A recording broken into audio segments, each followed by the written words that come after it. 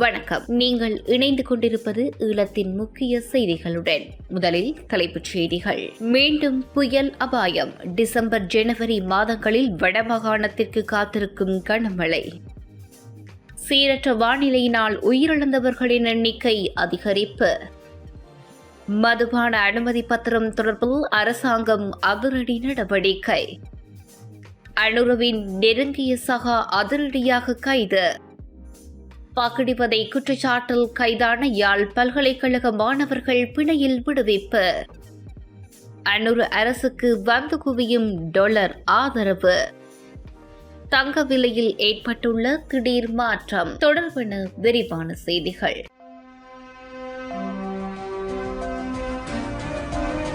வடகிழக்கு பருவப்பெயர்ச்சி காற்று வலுவடைந்துள்ள நிலையில் டிசம்பர் மற்றும் ஜனவரி மாதங்களில் குறைந்த காற்றழுத்த தாழ்வு மண்டலங்கள், அலைவடிவ குழப்பங்கள், தாளமுகங்கள் அல்லது புயல்கள் உருவாகும் அபாயம் இருப்பதாக வளிமண்டலவியல் திணைக்களம் அறிவித்துள்ளதாக அனர்த்த முகாமைத்துவ மத்திய நிலையத்தின் பணிப்பாளர் நாயகம் குறிப்பிட்டுள்ளார். கடந்த 30 ஆண்டுகளில் வடகிழக்கு பருவப்பெயர்ச்சி செயற்பட்ட விதம் குறித்த தரவுகளை ஆய்வு செய்து சமர்ப்பிக்கப்பட்ட அறிக்கையின் ஊடாக இந்த தகவல்கள் வெளியாகியுள்ளதாகவும் அவர் குறிப்பிட்டுள்ளார். இதன்படி வடமாகாணத்தில் சாதாரண மழைவீழ்ச்சியை விட அதிக மழைவீழ்ச்சியை எதிர்பார்க்கலாம் என்றும், வடமத்திய, கிழக்கு மத்திய மற்றும் ஊபா மாகாணங்களில் சாதாரண மழைவீழ்ச்சியை அண்மித்த மழை பெய்யக்கூடும் என்றும் தெரிவிக்கப்பட்டுள்ளது. மேல் மற்றும் தென் மாகாணங்களில் சாதாரண மழைவீழ்ச்சியை விட குறைவான மழைவீழ்ச்சியை நிலவும் என்றும் அந்த தரவுகளின் அடிப்படையில் கணிக்கப்பட்டுள்ளது. எவ்வாறாயினும் டிசம்பர் மற்றும் ஜனவரி மாதங்களில் குறைந்த காற்றழுத்த தாழ்வு மண்டலங்கள் அல்லது புயல்கள் உருவாகும் பட்சத்தில் இந்த வானிலை முன்னறிவிப்புகளில் மாற்றங்கள் ஏற்படக்கூடும் என பணிப்பாளர் நாயகம் சுட்டிக்காட்டியுள்ளார். நாட்டுக்கு பாதிப்பை ஏற்படுத்திய சீரற்ற வானிலை காரணமாக உயிரிழந்தவர்களின் எண்ணிக்கை 640 உயர்ந்துள்ளதாக அனர்த்த முகாமைத்துவ மத்திய நிலையம் குறிப்பிட்டுள்ளது. மேலும் 211 பேர் இன்னும் காணாமல் போயுள்ளதாகவும் அந்த நிலையம் குறிப்பிட்டுள்ளது. நிலவிய சீரற்ற வானிலையினால் நாட்டில் 25 மாவட்டங்களும் பாதிக்கப்பட்டுள்ளதுடன் 4,73,138 குடும்பங்களைச் சேர்ந்த 16,37,960 நபர்கள் இதனால் பாதிப்புக்குள்ளாகியுள்ளனர். அத்துடன் 26,103 குடும்பங்களைச் சேர்ந்த 82,813 பேர் தொடர்ந்து 847 பாதுகாப்பு மையங்களில் தங்க வைக்கப்பட்டுள்ளதாக அனர்த்த முகாமைத்துவ மத்திய நிலையம் குறிப்பிட்டுள்ளது. அனைத்து வகையான மதுபான அனுமதி பத்திர கட்டணங்களையும் இன்று முதல் அமலுக்கு வரும் வகையில் 100% அதிகரிப்பதற்கு அரசாங்கம் நடவடிக்கை எடுத்துள்ளது. கடந்த 5ஆம் தேதி ஜனாதிபதி அனுரகுமார் திசாநாயக்கவினால் நாடாளுமன்றத்தில் முன்வைக்கப்பட்ட யோசனைக்கமைய இந்த நடவடிக்கை எடுக்கப்பட்டுள்ளது. ஜனாதிபதி அனுரகுமார் திசாநாயக்கவின் கையொப்பத்துடன் இது தொடர்பான விசேட வர்த்தமானி அறிவித்தல் தற்போது வெளியிடப்பட்டுள்ளது. இதன்படி வருடாந்த மதுவரி கட்டணம், தொழில் கட்டணத்துக்கான ஒருமுறை மட்டும் வசூலிக்கப்படும் கட்டணம் மற்றும் பாதுகாப்பு பிணை வைப்புத் தொகை என்பன அதிகரிக்கப்பட்டுள்ளதாக மதுவரி திணைக்களம் குறிப்பிட்டுள்ளது. இந்த திருத்தங்களுக்கு அமைவான கொடுப்பனவுகள் எதிர்வரும் ஜனவரி மாதம் 1ஆம் தேதி முதல் செலுத்தப்பட வேண்டும் என மதுவரி திணைக்களம் மேலும் குறிப்பிட்டுள்ளது.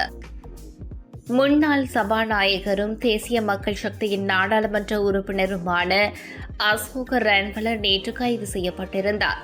சபகஸ்கந்த தேனிமல்ல பிரதேசத்தில் 11ஆம் தேதி இடம்பெற்ற விபத்தை ஏற்படுத்தியதாக தெரிவித்து அவர் கைது செய்யப்பட்டிருந்தார். இதனையடுத்து நேற்றைய தினமே அவருக்கு பிணையும் வழங்கப்பட்டிருந்தது. விபத்து ஏற்பட்ட சந்தர்ப்பத்தின் போது அவர் மதுபோதையில் இருந்ததாக தகவல்கள் வெளியாகியிருந்த நிலையில் அவர் மதுபோதையில் இருக்கவில்லை என காவல்துறை தரப்பில் இருந்து உறுதிப்படுத்தப்பட்டிருந்தது. நாட்டில் ஏற்பட்ட பேரழிவை பயன்படுத்தி பாரிய அரசியல் நடைபெற்றுக் கொண்டிருக்கும் இந்த சந்தர்ப்பத்தில் இவ்வாறு தேசிய மக்கள் சக்தி நாடாளுமன்ற உறுப்பினர் ஒருவர் தொடர்பில் வெளியாகிய கருத்துக்கள் பெரும் சர்ச்சையை ஏற்படுத்தி வருகிறது. அத்தோடு எதிர்க்கட்சிகளின் அடுத்த கட்ட அரசியல் நகர்வுக்கும் இது பெரும் வாய்ப்பாக அமையப்பெற்றுள்ளதாகவும் தெரிவிக்கப்பட்டுள்ளது.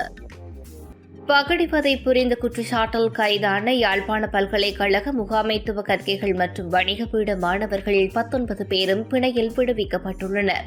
பல்கலைக்கழகத்துக்குள் வெளியே உள்ள வீடொன்றிற்கு கனிஷ்ட மாணவர்களை அழைத்து சென்று தாக்குதல் நடத்தி பகடிவதையில் ஈடுபட்டனர் என்ற குற்றச்சாட்டில் 19 பெரும்பான்மையின சிரேஷ்ட மாணவர்கள் கைது செய்யப்பட்டிருந்தனர். கடந்த மாதம் 29ஆம் தேதி கோட்பாய் காவல்துறையினரால் குறித்த மாணவர்கள் கைது செய்யப்பட்டு நீதிமன்ற உத்தரவின்படி நேற்று வரை விளக்கமறியலில் வைக்கப்பட்டிருந்தனர்.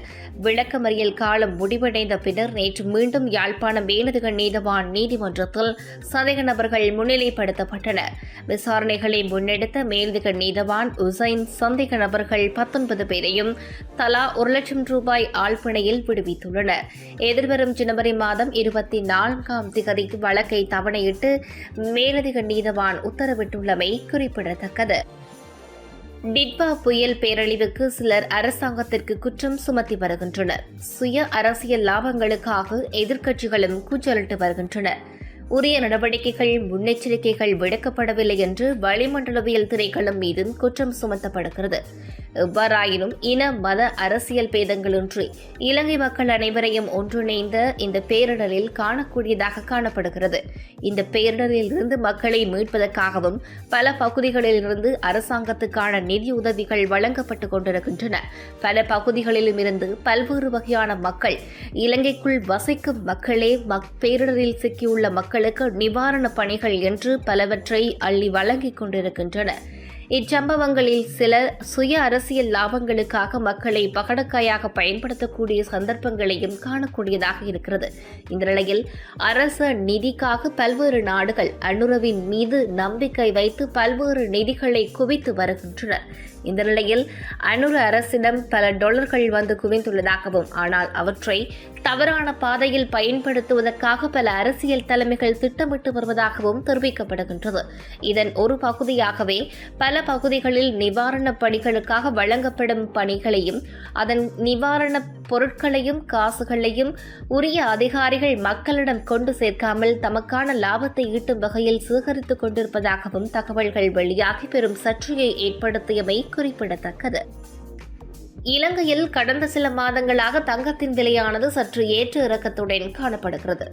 இதன் அடிப்படையில் இன்றைய நிலவரத்தின்படி ஒரு அவுன்ஸ் தங்கத்தின் விலையானது 13,08,553 ரூபாவாக காணப்படுகிறது. 24 கேரட் தங்க கிராம் ஒன்றின் விலையானது 46,160 ரூபாவாகவும் 24 கேரட் தங்க பவுன் ஒன்றின் விலையானது 3,69,300 ரூபாவாகவும் பதிவாகியுள்ளது.